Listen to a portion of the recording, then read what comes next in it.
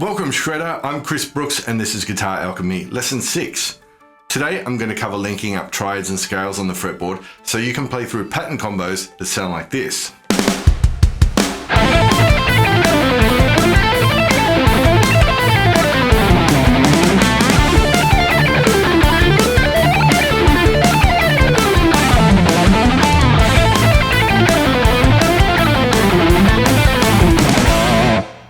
That little etude conjures up memories of early Vinnie Moore and Tony MacAlpine, but you don't have to be an 80s shred legend to get a handle on connecting your triads and scales.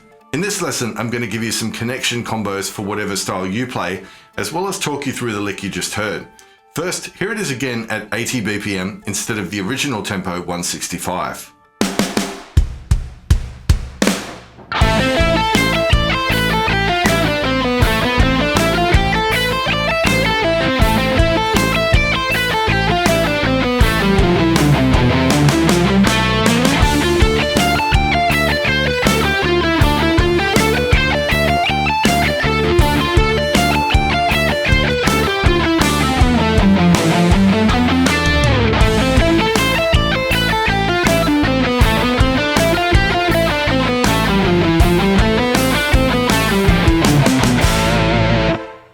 I'll be putting diagrams on the screen throughout this video, but if you want all the fretboard maps, the guitar profile, and the backing tracks from today's lesson, head to the link in the description where you can get every file from every Guitar Alchemy lesson for a one-time access fee of $3.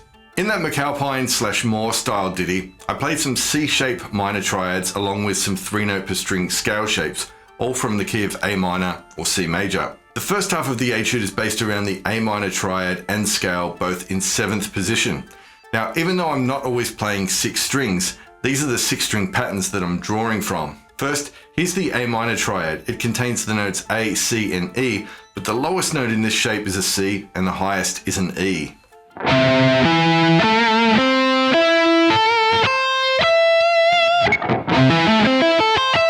Here are my scale notes in that same suburb, this time beginning on a B note and ending on the same E as the triad.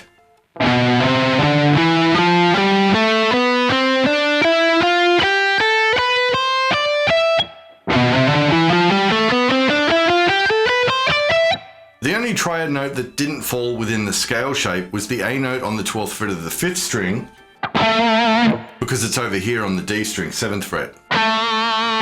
Let's look at the actual licks I played in 5 sections. In the first section, I go up the triad from the A string to the high E string, down the scale to the D string and back up, then down the triad to where we began on the 5th string. I use sweep picking for the triad and alternate picking for the scale, making it really good practice for switching those techniques, even just this portion. I'll talk more about picking options in the video, so keep watching. Here's section 1.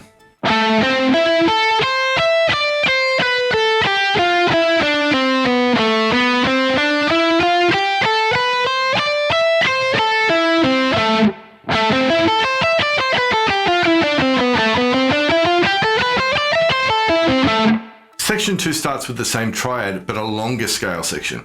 This time, the triad begins on the upstroke of the previous sweep, forcing a direction change between the A and D strings. The scale goes down to the low E string this time, and then back up to the A note on the 4th string.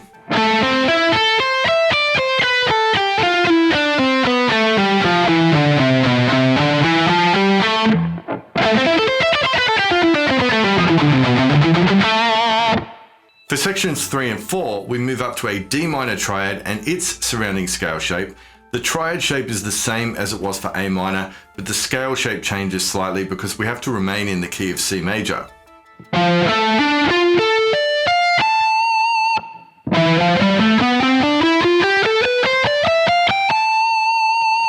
In the Guitar Alchemy Extras folder, you'll find a triad diagram and connected scale shape like this for every chord in the key of A minor or C major, 7 in total.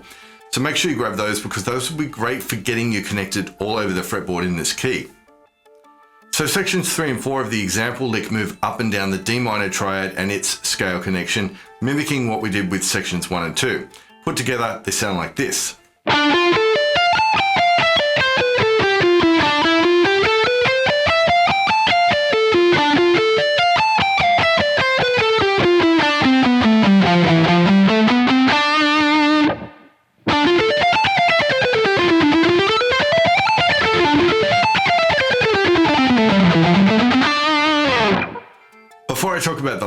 of the etude, let's talk picking. So when it comes to sweep picking, it's absolutely crucial to implement a rest stroke, where the pick lands on each new string as it leaves the previous one. This will help your sweep feel like one fluid motion rather than a bunch of successive downstrokes or upstrokes.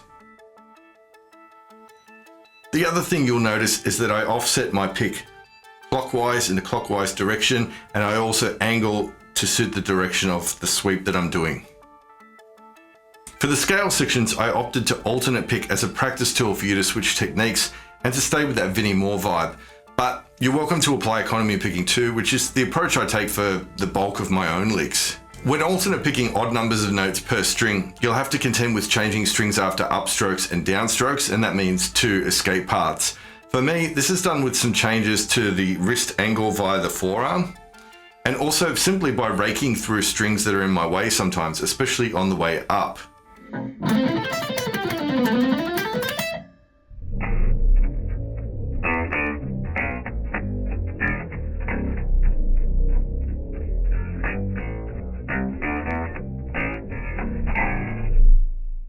If you're an adept economy picker or you want to try to economy pick today's lick, ascending new strings will begin on downstrokes and descending new strings on upstrokes using sweep picking or zero escape picking on almost every string change.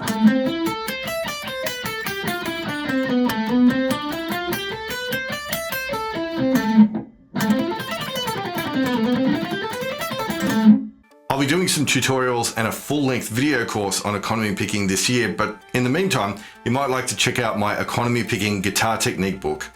In the extras for this lesson, you'll also get the tab for a completely economy picked version of the whole example. For now, let's finish off today's lick by looking at the last part, section 5.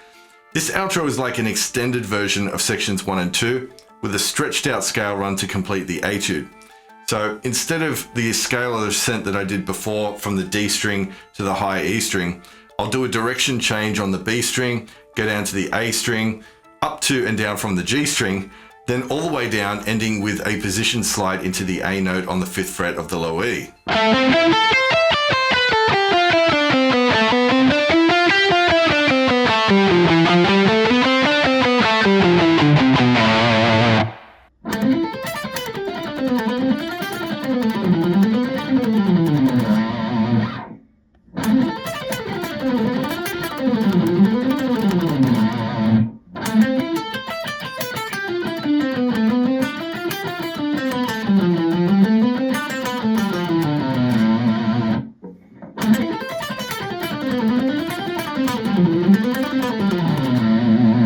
That about brings us to the end of Guitar Alchemy number 6. So I recommend you get the extra material for this lesson, practice all of the triad and scale combinations in this key, and then move on to other keys.